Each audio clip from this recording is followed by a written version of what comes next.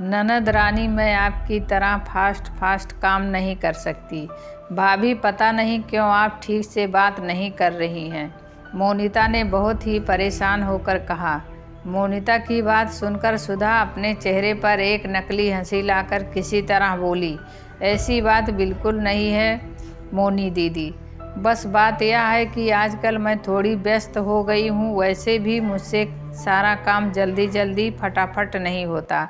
मैं थोड़ी सुस्त हूँ ना, इसलिए आजकल मैं सुबह जल्दी उठकर रात में देर तक जागकर काम ख़त्म करती हूँ। मैं सभी तेज़ काम करने वालों की बराबरी नहीं कर सकती ना, जैसे कि आप और मम्मी जी।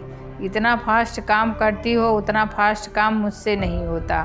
सुधा ने चाहे जो भी कहा हो, उसके कहने के अंदाज से ही पता चल रहा था कि उसे किसी बात से दुख हुआ है और वह अपने हाथ आप में थोड़ी परेशान भी है।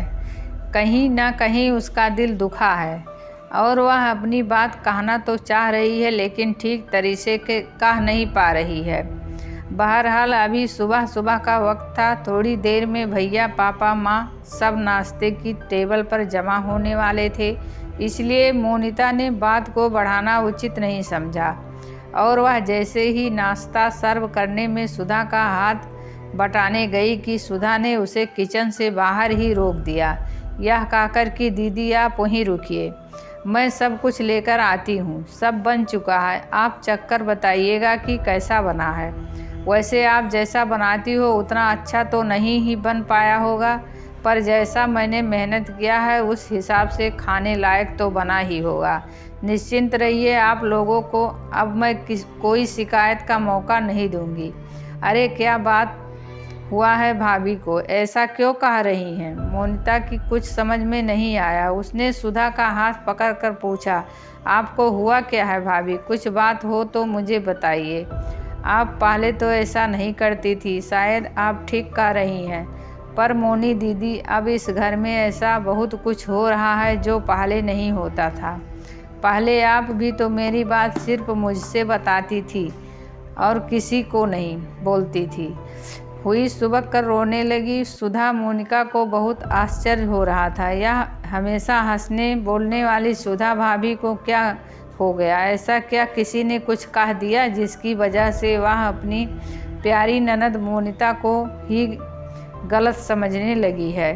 खैर उस दिन तो मोनिता को माँ को डॉक्टर के पास लेकर जाना था और उस समय सुधा की हालत ऐसी नहीं थी कि वह डॉक्टर के पास जा पाती, क्योंकि एक तो वह थोड़ी उदास थी, दूसरे उस दिन इतवार होने की वजह से जानबूझकर मोनिता उसे और अपने भाई सुरेश को एकांत के कुछ पल देना चाहती थी।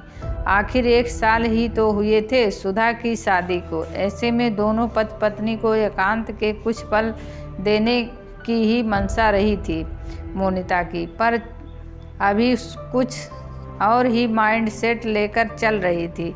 सो उसे इसमें भी मोनिता पर यह शक हुआ कि मोनिता घर में सबको यह दिखाना चाहती है कि वह सुधा से ज़्यादा स्मार्ट है और अकेले ज़्यादा काम कर सकती है, जबकि मोनिता का मन बिल्कुल साफ था। दरअसल मोनिता इसलिए तो आई थी कि वह अपनी भाभी के साथ कुछ समय बिता सके और अपनी माँ के इलाज में भी मदद कर सके। पर मोनिता को आश्चर्य हो रहा था कि एक तरफ उसे सुधा का व्यवहार चौंका रहा था, तो दूसरी तरफ नौकरानी सुशीला का अनावश्यक हस्तक्षेप करना पसंद नहीं आ रहा था। खैर कुछ दिन गौर से देखकर समझकर मोनिका को पता चल गया कि सुशीला ही है जो सुधा के कान भर रही है। एक दिन मोनिता ने सुशीला को सुधा से कहते हुए सुना, देख लो भाभी, मैं ना कहती थी कि मोनिता दीदी काम काज में बहुत तेज हैं। अब आपकी ननद आ गई है, अब आपको कोई नहीं पूछेगा, वह तो बस अपनी ही बात चलाएगी और तेज़ी से घर के सारे काम निपटा कर रख देगी, ताकि सब आपको फूहड़ और स्लो समझे। वैसे भी वह एक दिन माँ जी से कह रही थी कि सुधा भाभी काम काज में बहुत स्लो हैं। अब मोनिता को पता चल गया कि गलत फहमी फैलाने वाले सुशीला ही है, तो उसने एक दिन सुशीला को आड़े हाथों लिया कि वह इस तरह से ननद भाभी में दूरी न पैदा करे। और उस दिन के बाद सुधा भी समझ गई कि यूँ किसी और की बात पर आकर अपने रिश्ते खराब करना सही नहीं है। दूर होते हुए रिश्ते पास आ गए थे। मोनिता ने बहुत समझदारी से इस रिश्ते के गठन को बिगड़ने नहीं दिया, बल्कि अपने व्यवहार से एक सुंदर आकार दे दिया था। अब फिर से दोनों ननद भाभी में बहनों जैसा प्यार था और सहेलियों जैसा खुलापन। अगर आपको यह कहानी अच्छी लगी हो तो वीडियो को लाइक करें और चैनल को सब्सक्राइब करें।